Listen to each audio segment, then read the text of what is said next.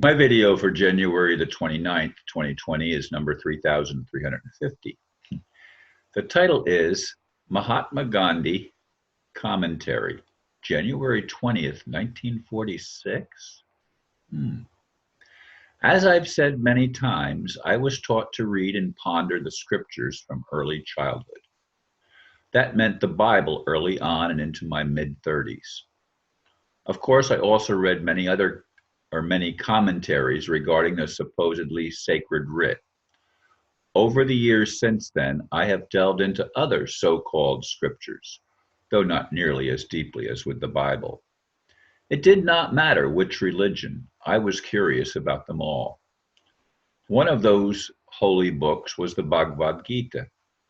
For context, consider this, quote, "The earliest of the Upanishads date from some 3,000 years ago.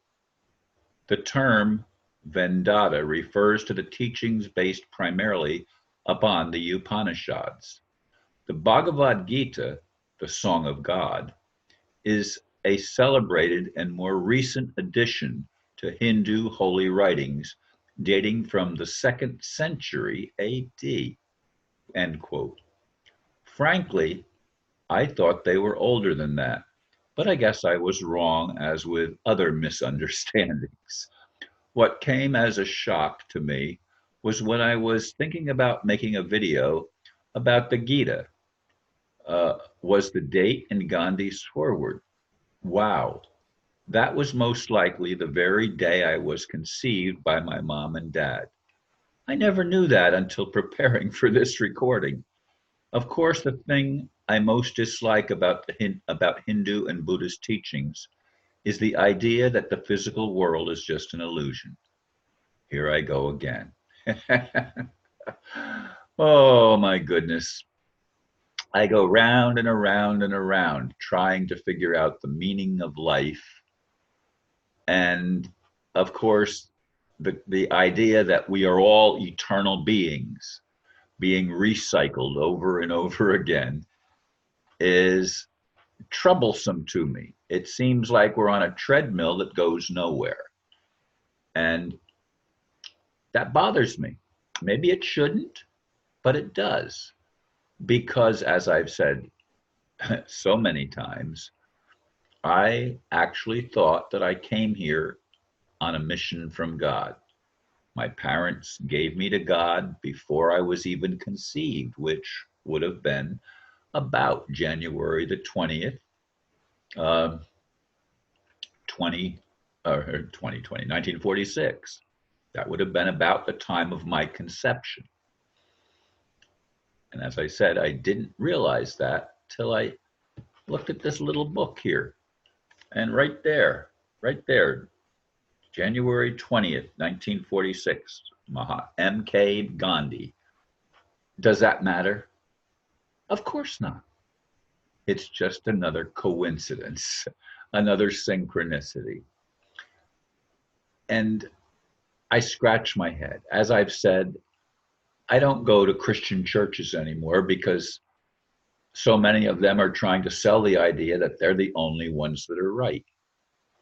The reason I go to the yoga mission is because at least there, they look at other religions and do not have the idea that this is the only truth.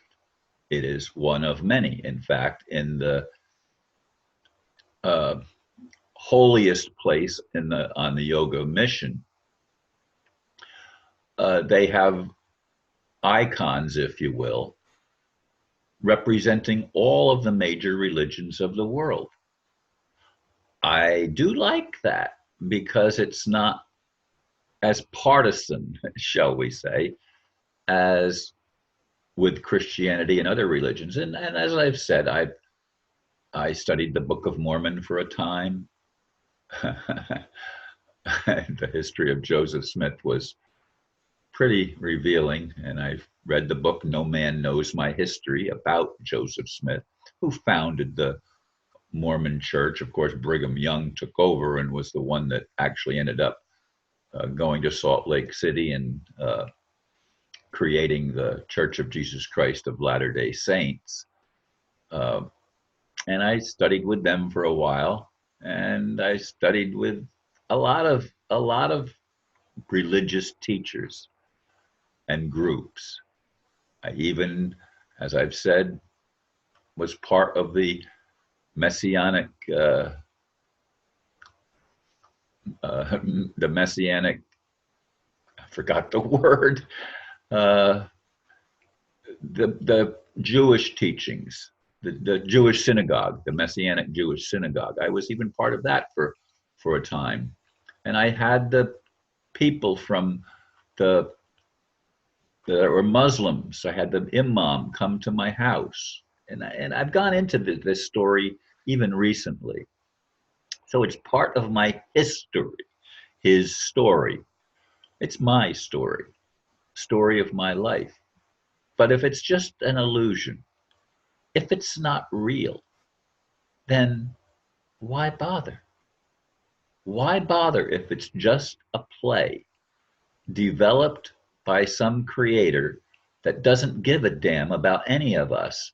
It's just entertainment of God or the gods.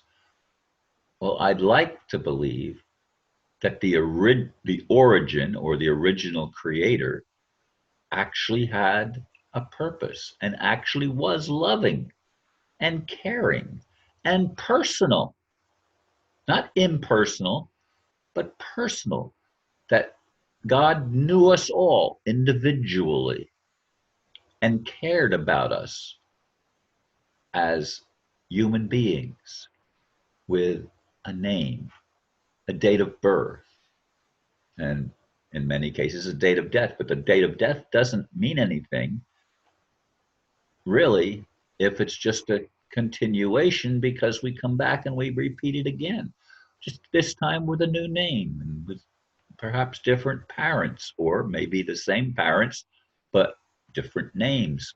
There's lots of things that I question and force me to scratch my head and wonder, what's it all about? What does it mean? Does it have any significance in the here and now?